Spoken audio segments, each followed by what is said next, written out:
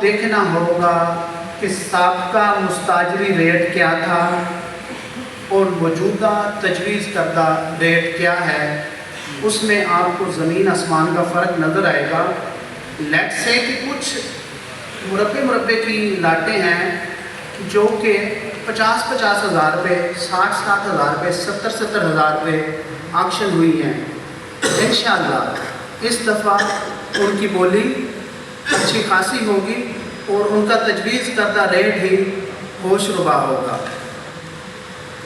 दूसरी बात, साबका अमले से आप लोगों में से कुछ लोग हैं साबका अमले के ख़िलाफ़ दरख्वास्तें दे रहे हैं, उन्होंने आप लोगों के साथ ज़्यादतियाँ की हैं, नाइंसाफ़ियाँ की हैं। जो दरख्वास्तें आ रही हैं कमेटी उनको बड़ा सीरियसली पॉन्डर कर रही है, सीरियसली उसको देख रही है और उस पर इंशाल्लाह आपको अच्छा खासा रद्द अमल और जो है ना आउटपुट नज़र आएगा। मैंने जो चीज़ देखी यार, मुझे उससे बहुत दुख होता है। और अगर आप में भी ईमान की कोई रमक है तो आप उसको सोचें तो आपका दिल भी खून के आंसू रोएगा कि मैंने पिछले दिनों देखा कि 2017-2021 के जो बाकीदार हैं उनका बकाया 26 करोड़ प्लस है और वो फाइल डंप हो गई है। ठीक है, और मेरी टीम, सुप्रीटेंडेंट की टीम का जो फोकस है वो करंट रिकवरी पे है। मैं आपको ये बात बावर कराना चाहता हूँ कि अब जो कोई लाट उठाएगा उसको मैं कब्र की पाताल से भी उठा के मैं रिकवरी दूंगा। ये गलत फहमी आप ज़हन से निकाल दें कि सरदार कोड़े खान की ट्रस्ट का ऐसे ही कोई जो है ना बेसूद और बेजा इस्तेमाल होगा।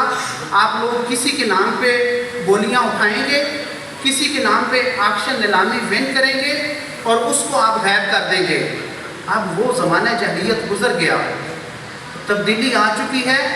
ये अच्छी है, बुरी है, आपको पसंद है, नापसंद है, ये तब्दीली आपको हज़म करनी पड़ेगी और इंशाअल्लाह मैं आपसे ये कड़वी गोली हज़म करवाऊंगा। दूसरा, सिक्योरिटी आपकी 10% है। लास्ट टाइम हमने ये ऑब्ज़र्व किया कि आप लोगों ने जो तजवीज़ करदा बोली है, जो तजवीज़ करदा रेट है उस पर 10% दिया और फिर अपने शरीक के निभाने के लिए बोलियां इर्रेशनल जो है ना रेट्स पे आपने हाई कर दी और फिर 35-35 लाख पे और 26-26 लाख पे आपने जाके कैंसिल करवाई। ये तो शुक्र अल्हम्दुलिल्लाह कि वो बोली अगस्त में हुई थी। अगर वो बोली आज के इस मतलब जो है ना टेनोर में होती, अक्टूबर में होती, तो सरदार कोड़े खान को तो 6 महीने का नुकसान आ जाना था।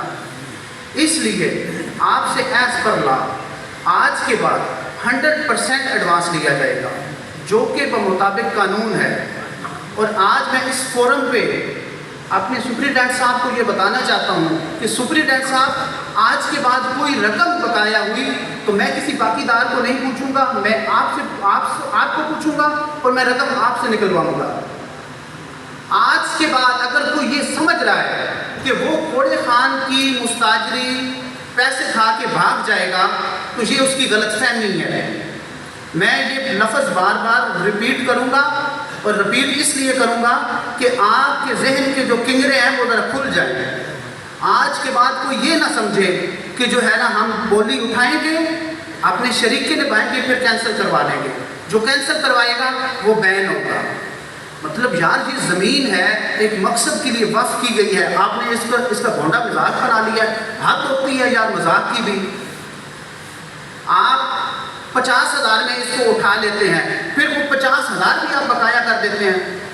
यार कोई ज़रा सी शर्म भी नहीं है, कोई ज़रा सी हया भी नहीं है, कोई इतना भी आपका ईमान बकाया नहीं है कि आपके इलाके में एक विगे की कीमत जो है ना 50-50 हज़ार है और आप 50,000 पे मुरब्बा उठाते हैं और फिर भी आप बाकीदार बनते हैं और फिर डिफाल्टर होकर आप जो है ना गायब भी हो जाते हैं।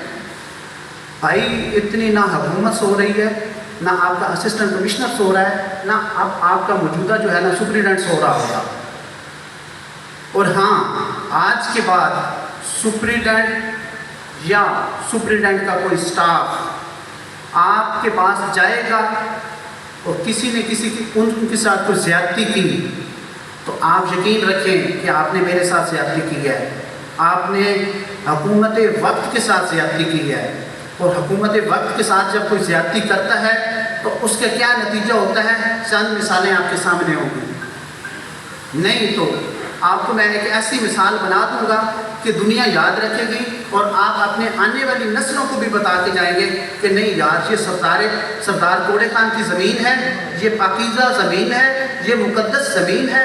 इस मुकद्दस ज़मीन के साथ कोई पंगा नहीं लेना, कोई जो है ना हमने गलत हरकत नहीं करनी, नहीं तो आपके साथ ये हो जाएगा, आप खुद बताएंगे। दूसरा, आज के बाद हम कोशिश कर रहे हैं कि ट्रांसपेरेंसी को बिल्कुल इंश्योर करें। कोई बंदा नकद पैसे जमा नहीं करवाएगा। हम बैंक चालान कर रहे हैं, बैंक चालान निकलेगा और आप अपने हाथों से बैंक में जाके रसीदें जमा करवाएंगे। क्यों?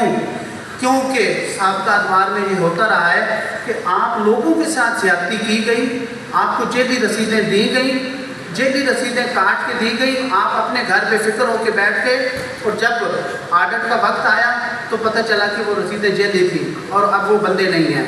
वो बंदे जहाँ कहीं भी हैं, अगर यहाँ पे हैं तो सुन लें, अगर उनके कुछ चाहने वाले हमदर्द हैं तो वो उनको बता दें कि जितना मर्जी भाग लें। मौत के अलावा कोई चीज़ नहीं है कि जो आपको गिरफ्त से बचा सके। पहुँचेंगे हम उन तक, लेकिन उसके लिए एक पूरा प्रोसेस है।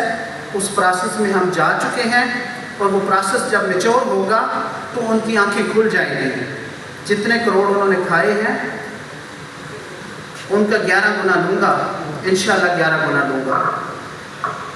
अगली बात, आज के बाद सरदार कोड़े खान दफ्तर में मुझे कोई टाउट नज़र आया या मुझे पता चल गया कि कोई बंदा आप लोगों के पास जाके अपने टाउट पुणे से